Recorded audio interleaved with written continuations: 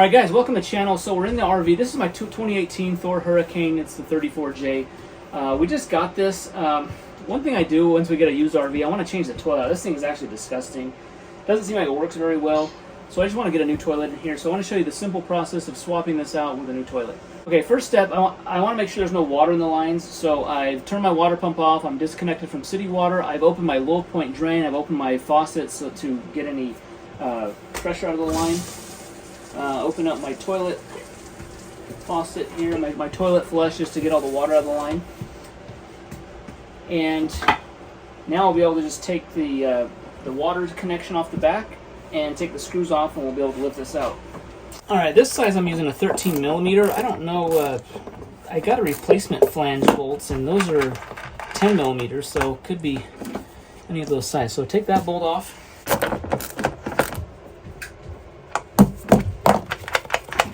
Okay, this part here, I'm just loosening this nut right here. This should be, I should be able to get this off hand. It's only hand tight, really. Pull off here. Okay, so I cleaned up the flange here. The old toilet on the bottom of it had this little foam, had this like foam ring on it.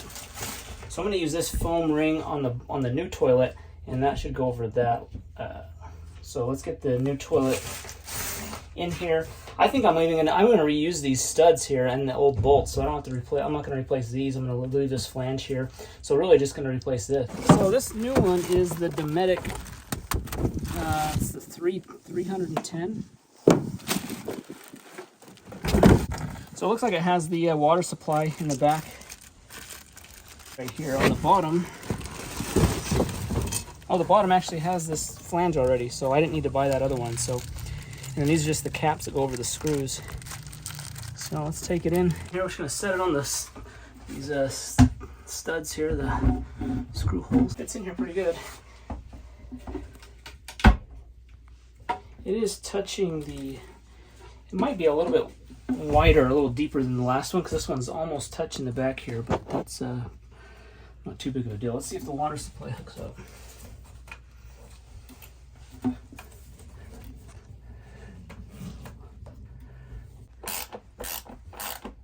So once you put the toilet on there, it doesn't really sit flush to the floor. That foam gasket needs to be compressed, and as you screw it down like I'm doing here, as I tighten it down, that's sitting flush flat on the floor, so that's good. So you can see here the PEX pipe that comes up is too tall for this, so this oboe needs to be down here. So what I'm going to do is I'm going to cut it down up to about right there.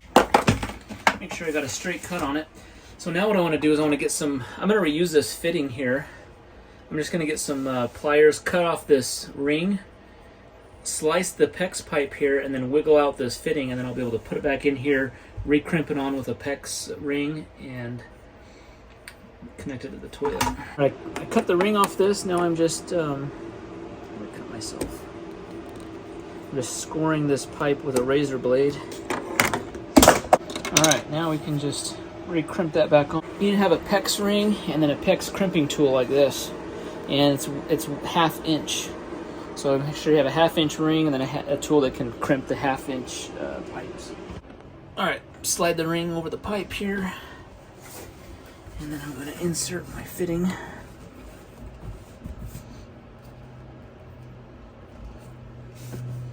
Probably need to be a little shorter, huh? So kind of test fit it. We're just going to cut a little more off. Let's see here.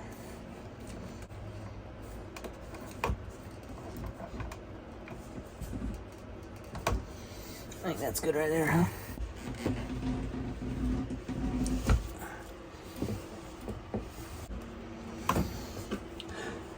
The problem with this PEX pipe too is it's not very flexible, so you need to get it really like the exact length you need it.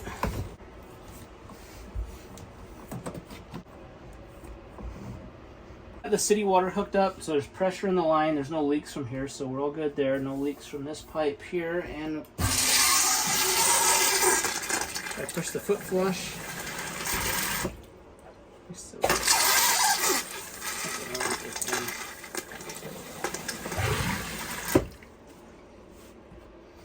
Okay, everything's good to go.